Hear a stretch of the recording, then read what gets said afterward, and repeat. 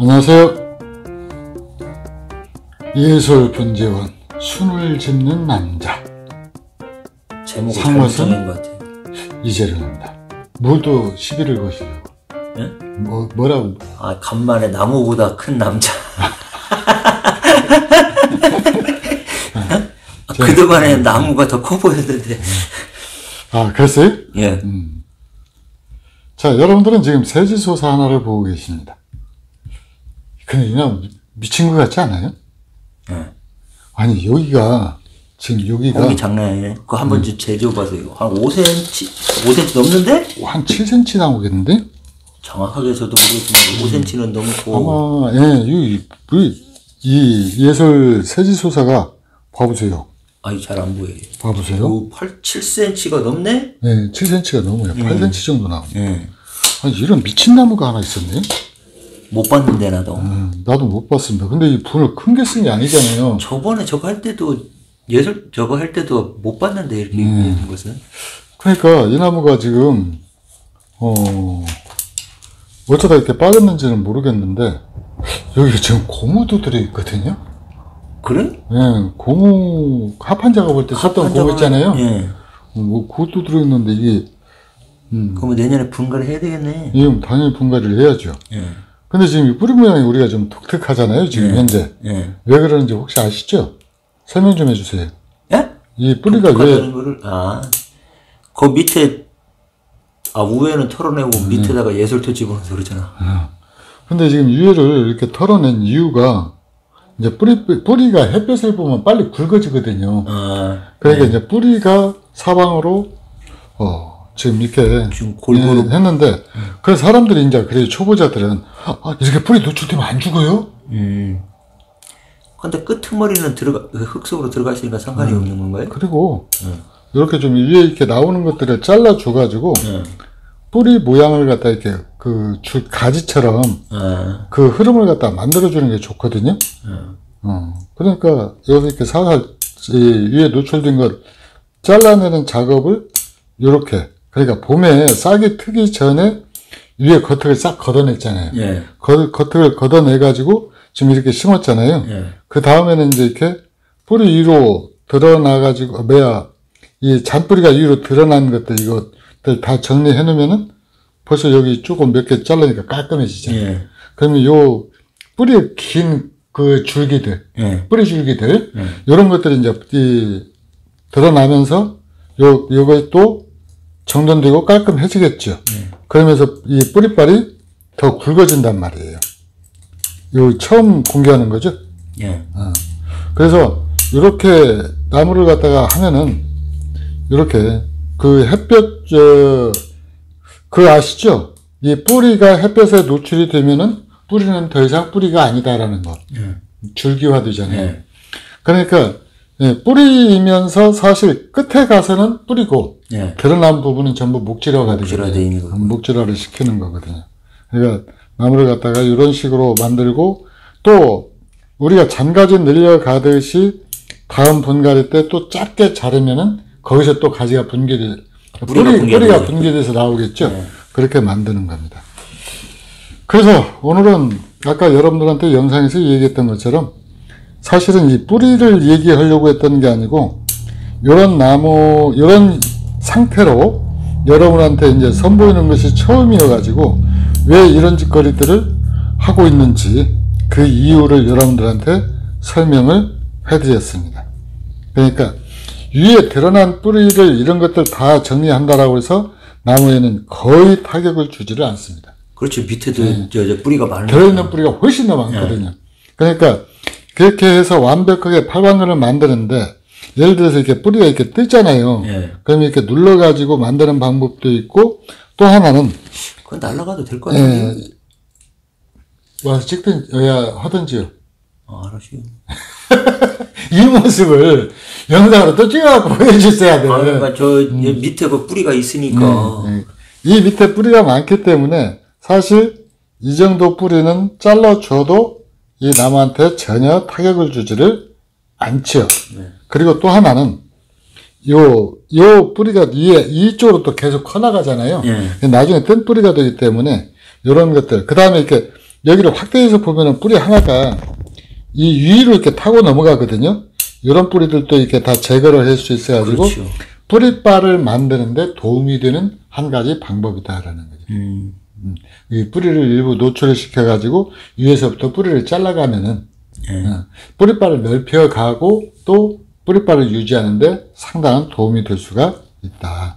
그래서 아까는 굉장히 이쪽 뒤에는 정리 안 했으니까 이제 아주 어수선하죠. 예. 여기도 보면은 이렇게 위에서 나오는 뿌리들이 이런 것들이 있거든요. 예. 이런 것들 이렇게 다 정리하고 이걸 굳이 막 뽑아야 될 이유는 없어요. 그냥 이렇게 잘라만 놓고 다음에 분갈이 할 때 다 털어내면 되니까.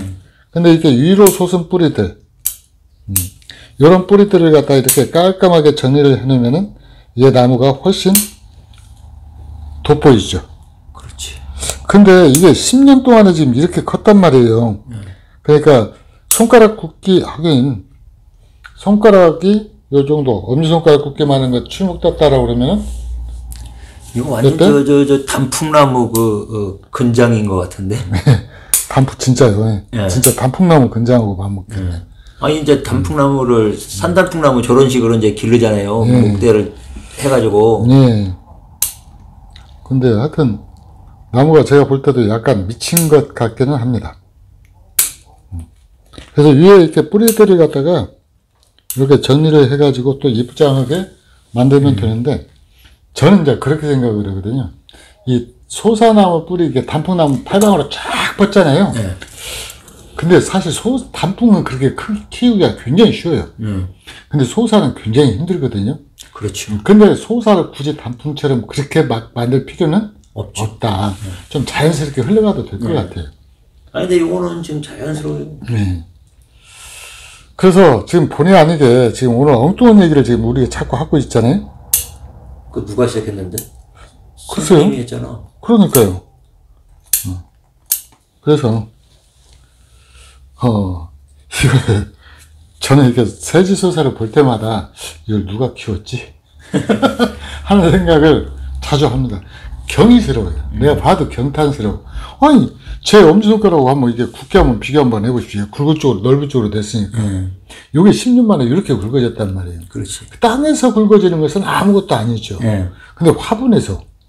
그 다음에 이렇게 글 솟음새도 뛰어나고 혹을 만들면서. 자, 서울에서 온 우리 구독자님, 보기 어떻습니까? 요게 정면인데. 멋있어요. 네. 멋있다고 안 하면 쫓겨날 것 같아서 그랬죠? 아니 진짜 안반에서 자란 것처럼 자연스럽게 이 플라스틱 분 자체가 안반 역할을 해주기 때문에 자, 그러면 이제 우리 본격적으로 이제 순짓기를 얘기를 하려고 했으니까 순짓기 얘기를 합시다. 자, 1년에 순 몇 번 집어야 됩니까, 부감독님?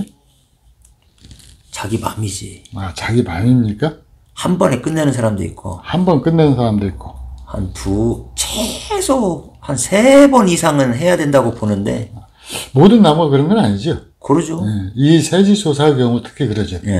세지소사, 그래서 예설에서도 순집기는 지금 하면은 6월경에 한 번 하고, 또 8월경에 한 번 하고. 그 다음에 이제 단풍 이쁘게 보려고 그러면은 또 뭐 9월경에 한 번 더 길게 자란 것만 또 잘라내고 정리해주고. 그럼 순집기를 하는 이유가 있겠죠. 그러죠. 네, 왜 합니까?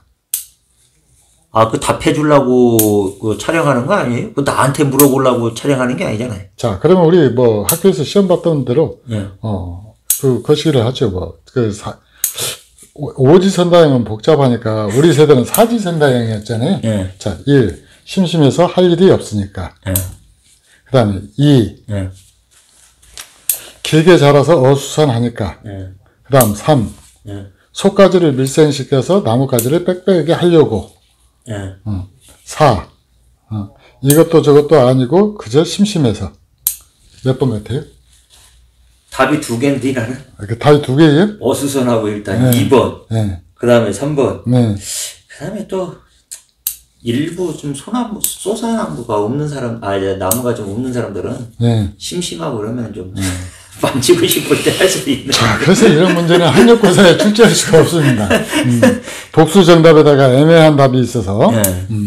근데 사실 이 순짓기를 갖다가 가장 많이 하시는 분은 제가 만날 때 5번까지 하시는 분을 만났어요. 그것도 세지소사가 아니고 자연목소사입니다. 자연목소사를. 근데 그 나무들 공통적인 특징이 뭐였느냐면은 가지가 아주 빽빽하게 받아진 거예요. 그 다음에 두 번째로는 잎이 자라집니다. 하긴 가지수가 많으니까 영양분을, 그 가지수가 많아지면은, 이 가지가 많으면은 이제 골고루 분산이 되잖아요. 그래서 이 잎이 자라지거든요. 그때 그걸 제가 봤던 것이 거의 이제 한 20여 년 다 돼 가는데, 그때는 저는 1년에 이 순짓기는 한 번만 하면 끝나는 걸로 알았거든요. 근데 그분 같은 경우는 5번을 하더라고요. 그러면서 굉장히 비법인 것처럼 의미심장한 표정을 해가지고 저를 쳐다보면서 가지가 촘촘해야 잘 팔리잖아요. 그러면서 5번을 한다라고 그러더라고요. 그러면서 이제 그 양반 했던 말씀이 걸음을 엄청 줘야 된다. 5번을 하려면은. 그치. 순이 또 나와야 자르니까. 그래서 이 나무를 제가 그 내용을 안 이후로 잎따기보다는 순 짚는 걸로 방향을 바꾼 거예요. 그러니까 잎따기를 했을 경우에는 사실 예솔 같은 경우는 상당한 모험이거든요. 제가 할 줄 몰라서 안 하는 게 아니고, 모험이라고 말하는 이유는 예솔은 소사 지옥이잖아요. 천국이 아니고. 너무나 빽빽하다 보니까 뭐가 많은군이 병해충이 더 많이 발생을 해요. 그러니까 집에서 키우는 것보다도 분재원에서 관리하는 나무들, 특히 예솔은 소사 창고잖아요. 그러니까 워낙 많다 보니까 얘들을 잎따기를 해놓으면은 이 약 2주간이 필요하거든요. 새잎이 나는 동안에. 눈이 이제 굵어지고, 그 다음에 거기서 이제 싹이 트나려면 2주간이 필요한데, 이 2주간이 이 존벌레한테는 아주 적기야? 침투할 수 있는? 호기가 돼요. 호기가 됩니다. 좋은 기회가 돼요. 왜 그러는 거니? 이 존벌레는 어떤 특성을 가지고 있는 거니? 나무에다가 구멍을 뚫고 들어가서 살잖아요. 근데 뚫고 들어가다가 물건을 만나게 되면은 얘들이 한강을 건너야 돼요. 훔쳐서. 장애물을 만나는 거구만. 그러죠. 존벌레가 이 물이 도덕에 흐르고 있으면은 이 물관을 만나면 얘들이 그 물관을 건너가지를 못해요. 그러니까 겉에 표면만 약간 구멍이 뚫리고 말거든요. 근데 만약에 이게 물이 안 흐르잖아요. 물이 안 흐르게 되고 고여 있거나 그러면은 얘들이 이제 거기를 뚫고 들어가거든요. 아니 근데 잎따기 했다 그래가지고 살아있는 나무인데 물이 완전 마르지는 않을 거 아니에요? 물이 완전히 마르지는 않는데 쉽게 말해서 흐르는 강물하고 호수하고 어디가 헤엄치기가 훨씬 쉬워요. 호수. 이제 이해를 했죠? 참. 그래서 이 존벌레 그렇게 해서 피해를 봤던 나무가 우리 그 부감독님의 단풍나무 하나가 그런 케이스로 한번 서거를 했죠. 서거 당했죠. 근데 존벌레는 없었던 것 같아요. 존벌레 많았습니다. 그래? 그래서 봄에 이게 늦게 깨어나는 나무라든가 그러지 않으면 잎을 이렇게 딴 나무들은 이 존벌레가 파고 들어가는지 아주 유심히 지켜봐야 돼요. 그러니까 지금 올해도 이게 봄이 됐다라고 그래서 모든 나무가 자 오늘부터 깨어나기 시작해가지고 한꺼번에 일어나는 게 아니잖아요. 그렇죠. 어떤 나무는 먼저 깨어나고 어떤 나무는 조금 더 늦게 깨어나고 아주 늦잠꾸러기들은 장마철 돼야 깨어나는 나무들도 있잖아요. 그런 나무들한테 제가 수시로 이 농약을 살포하는 일주일에 한 번씩 그런 나무들만 골라서 농약을 주잖아요. 그러니까 우리 부감독님이 나보고 할 일 없으니까 농약만 주고 있다. 그러고 뭐라고 안 했죠. 그렇죠. 우리 부감독님이 얼마만큼 집중하고 있는가 테스트를 하는 겁니다. 자, 그 다음에 그래서 그러기 때문에 예술에서는 이 잎따기를 안 해요. 잎따기를 하면 시간도 진짜 또 많이 걸리기도 하고. 그렇죠. 또 그렇게 시간 많이 걸려서 했던 것들이 또 존벌레에 노출될 위험이 있으니까 수시로 들여다봐야 된단 말이죠. 그러니까 아예 이렇게 순집기를 통해 가지고서도 나무 가지수는 얼마든지 늘려갈 수가 있다라는 것. 그 다음에 아마 그래서 못 모르고 유튜브에서 잎따기 하니까 잎따기 했다가 존벌레 침입 받아가지고 나무 작살내신 분들 굉장히 많을 거예요. 하여튼 그때는 꼼꼼하게 관리를 해봐야 되는 거야. 아주 꼼꼼하게 진짜 매일 보면서 톱밥이 흘러내렸는가 안 흘러내렸는가 나무 빙빙 돌려가면서 봐야 됩니다. 그래서 그렇게 근데 사실 우리가 그 2주간을 갖다 그렇게 살펴봐야 되거든요. 예. 2주간을 살펴봐야 되는데 그걸 갖다가 못했다 그러면 이제 골로 가는 거죠. 그러면 이 가지가 빽빽해진다라고 그러는데 가지가 빽빽해지는 이유가 있을까요? 일단 안에서 그 속눈도 터나오고 안 튀어나왔던 속눈 같은 것도 좀 튀어나오고. 이렇게 지금 속눈들 여기 한번 봐주세요. 좌우로 봐주세요. 지금 요 나무 그늘 이렇게 다 컸었잖아요. 예. 거의 그늘에 가렸던 이 가지거든요. 예. 지금 약하게 나오죠. 예. 근데 이게 입이 더 커서 우거져 버리면은 얘는 완전히 안으로 갇히게 돼요. 그치, 이제 걔는 성장이 끝나서 이제 고사되겠지. 마르죠, 가지가. 그러니까 가지가 마르는 것도 방지할 뿐더러 이 속에 들어있는 가지들을 살려서 눈들을 바깥으로 끄집어내는 역할을 하죠. 그다음 두 번째로는 지금 제가 대충 처삼촌 묘 벌쳐오듯이 지금 대충 이렇게 긴 것들만 다 잘라냈잖아요. 예. 근데 사실 순집기는 그렇게 해도 되거든요. 그러니까 이 나무가 대충 잘라도 그래도 아까 그 더운 머리 총각이 전 시절보다는 훨씬 나무가 좀 정든 느낌을 주잖아요. 그러면서 동시에 안에 터 있던 눈들을 갖다가 바깥으로 끄집어내서 이 속가지를 살리면서 잔가지를 늘려가는 거예요. 그러니까 두 가지 일거양득이죠. 그렇죠. 속가지를 살림이기도 하고 또 그 안에서 순을 유도해내 가지고 그렇게 또 잔가지를 늘리고 그 다음에 전체적으로 이제 세력을 균형화시키는 겁니다. 그러니까 세력이 강한 애들한테는 확 잘라가지고 세력을 갖다 일시 주저앉히고 그동안에 이제 이 사이에 햇볕 바람이 통하니까 안에 들어있던 것들은 또 세력을 받아서 나오고. 그래서 이 나무가 감상 단계다라고 얘기를 하면은 우리 보통 완성목이다라고 그러잖아요. 예. 완성목이다라고 하는 단계에서는 이 순이라든가 이런 것들이 사실은 이게 길게 자라지를 않아요. 또 고르게 자랍니다. 그게 이제 완성목이 여러 가지로 그 정의를 내릴 수 있는데 완성목이 되면은 이 나무들이 이게 도장하는 가지들이 거의 없어지고 그냥 선진국하고 똑같아요. 사는 게 비슷해집니다. 평균화가 되는 거구만. 평균화가 돼요. 근데 이제 이 성장 단계에 있는 나무들은 가지가 한두 개가 쭉 삐쭉삐쭉 서가지고 세력을 받아가지고 결국 이게 도장을 해버리거든요. 그러면 결국 나무는 수형이 망가뜨려지고 세력도 불균형을 이루게 되죠. 그렇죠. 그래서 이 나무를 갖다 관리한다라고 하는 것은 어떻게 보면은 부부 생활하고 똑같은 것 같아요. 항상 우리 부감독님이 하시는 것처럼 늘 전화해서 사랑한다, 보고 싶다, 밥도 잘 먹었느냐, 간밤에 잠도 잘 편히 잤느냐, 이렇게 떨어져 있더라도 이렇게 전화를 하시잖아요. 안 하는데? 한 번도 안 했는데? 자, 그렇게 나무를 키우는 정성으로 배우자한테도 그렇게 해줘야 맞아요. 그죠? 그러니까 잘못하고 있다라는 거죠. 그 잘못한 것 시리즈는 다음에 또 하나의 영상으로 제작해서 여러분들한테 공개를 해드리겠습니다. 그래서 오늘 지금 그거를 먼저 촬영을 하려고 그랬는데 우리 부감독님 일정이 오늘 귀가하는 일정이어가지고 그건 이제 다음 주로 미루고요. 오늘이 지금 4월 23일인데 어쨌든 이렇게 이렇게 이 나무들을 이 밑둥을 키우려고 일부러 도장시킨 적 없죠. 네. 일부러 도장시킨 적 없습니다. 그 다음에 또 이렇게 크게 예소지기가 추목을 따는 일은 없죠. 절대 없죠. 있을 수가 없죠. 내가 예전에 한번 해봤지. 근데 실패했죠. 아니지, 성공했지. 이렇게 큰 거. 그렇게까지는 안 나왔는데. 하나 실패해가지고 어제 추목따다 실패해서 더 좋아졌다고. 그거 말고. 그거 말고. 그 선생님이 쪼까란 거 했는데 나 처음 그 문인 형태로 다 이렇게 한 거. 그거는 성공했지. 그건 이렇게 안 굵잖아요. 그래도 그거 많이 굵어졌어. 아니, 이렇게 굵지는 않잖아. 한 절반 정도? 그렇죠. 절반 정도, 3cm.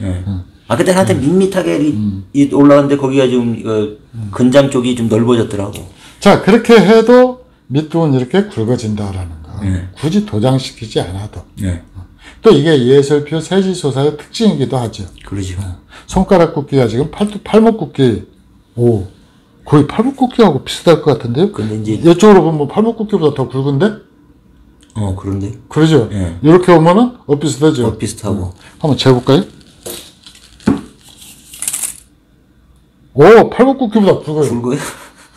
아까 7cm였잖아요. 이건 지금 6.5cm. 6.5cm? 제 팔목이 가는 남자입니다. 자, 그래서 순집기를 하는 이유, 우리가 알고 하는 것하고, 그저 모르고 따라서 하는 것하고, 이건 하늘과 땅 차이죠. 그렇죠. 우리 분재 채널의 강점은 여러분들한테 그 이유를 왜 해야 되는가를 설명해 드린다라는 것. 그리고 그걸 갖다 이해하고 있으면은 안 할래 안 할 수가 없게 되죠. 이제 그거는 내년에 분갈이하면서 감상문에 딱 해가지고 이제 뭐 장가지 받는데 집중. 아닙니다. 그래서 이 나무는 그냥 우리 이렇게 유튜브 촬영을 하면은 이걸 갖다가 또 욕심내시는 분들이 나오거든요. 이건 100만 원에 분양합니다. 바로 누구든지 원하시면 가장 먼저 전화 주시는 분한테. 우리 옆에 있는 구독자님도 지금 욕심내실 거예요 아마. 욕심나죠? 욕심날 만하게 이런 나무들이 거의 몇 주 안 보이거든요. 요런 건 요거 처음 본 것 같은데. 나도 하게 뭐 자세히 본 건 아니지만 그래도 이렇게 댕기면서 보면은 이렇게 해서 나무를 갖다가 이제 지금 정리를 했으니까 아마 한 달 후에 또 정리를 해야 될 것 같고 또 한 달 후에 정리를 해야 할 것 같고, 그래서 가지수를 갖다가 이 잔가지를 빽빽하게 만들려고 그러면은 자주 집어줘야 되네. 집어준다. 단 여러분들 뭘 주의해야 되는군요. 애기사과라든가 신산해당이라든가 요런 것들이 있잖아요. 꽃 피고 열매 맺는 나무들. 그 나무들은 장마 이전에 이 작업을 끝내야 돼요. 그럼 7월 이전에 다 끝내야 된다는 얘기네요? 그렇죠. 7월이 오기 전에 다 끝내야 돼요. 7월 이후에도 계속 이직거리를 하고 있다. 그럼 이제 열매하고 꽃이 안 오지? 꽃하고 열매하고 안 옵니다. 그런데 말입니다. 나무 수형이 우선인 분이 있잖아요. 꽃보다 열매보다 나무 모양이 더 좋아야 된다 하시는 분들, 또는 오랫동안 이렇게 꽃과 열매를 하다 보니까 나무 수형이 전체적으로 망가졌잖아요. 그러면 어느 한 해는 그걸 포기하고 나무 수형을 만들어줘야 돼요. 근데 나무를 먼저 만들고서 꽃을 봐도 되는 거 아닌가? 그러니까. 그러니까 1년만 하는 게 아니고. 망가뜨려진 나무를, 수형이 망가뜨린 나무를 갖다가 보면은 이 열매를 맺었던 나무들 같은 경우, 가지들 같은 경우는 이듬해 보면 눈에 띄게 쇠약해지거든요. 이제 그런 것들의 세력을 끌어올리는데, 이런 나무들을 갖다가 세력을 건강하게 키워 올리는 방법은 이제 단연 예설표 액비를 쓰는 거죠. 그러죠. 그리고 예설표 액비를 쓰면은 여러분들이 얻는 이점이 뭐냐? 장수매나 사과나무 같은 경우는 가지가 마르는 일이 현저하게 줄어듭니다. 거의 안 생겨요. 꽃도 더럽게 많이 피어요. 따기 힘들어. 그것도 더럽게 많이 핍니까? 제가 볼 때는 깔끔하고 예쁘게 피던데 우리 부감독님 눈에는 더럽게 피던가요? 장수매가 보면은 이제 이게 철쭉 마냥 확 피는 게 아니고 조금 이렇게 피어야 되는데 어떤 나무들은 엄청 많아. 무슨 이거 철쭉같이 폈어. 그 철쭉 장수를 했어요. 자, 이렇게 해서 여러분들한테 오늘 이 뿌리를 노출시키는 이유, 그리고 순을 왜 짚어야 되는지, 그리고 순을 짚는 횟수, 이런 것들에 대해서 여러분들하고 같이 이야기 나눠봤습니다. 자, 이상 예설분재원 나무보다 큰 남자 상무승 이재룡이었습니다. 감사합니다.